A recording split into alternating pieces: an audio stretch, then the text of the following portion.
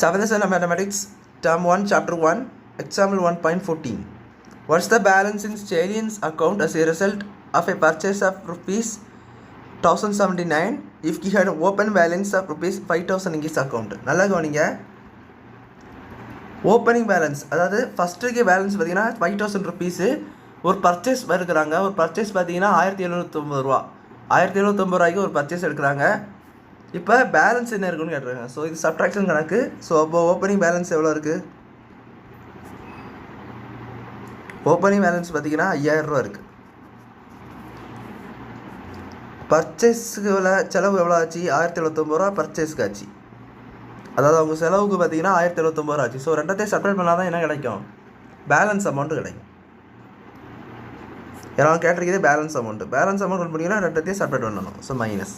அப்போ 5000லேருந்து 1079 செப்பரேட் பண்ணணும். ஸோ 10, இது 9, இது 9000 அண்ட் இது 4. உங்களுக்கு சப்ட்ராக்ஷன் தெரியும்.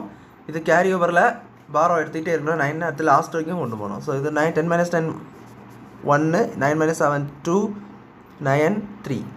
அப்போ இதில் ஆன்சர் பார்த்தீங்கன்னா rupees 3921 வருது. அப்போது he had balance amount. he had rupees 3921 as a balance. அவ்வளோ பேலன்ஸ் அமௌண்ட்டாக எவ்வளோ ரூபா இருக்குது?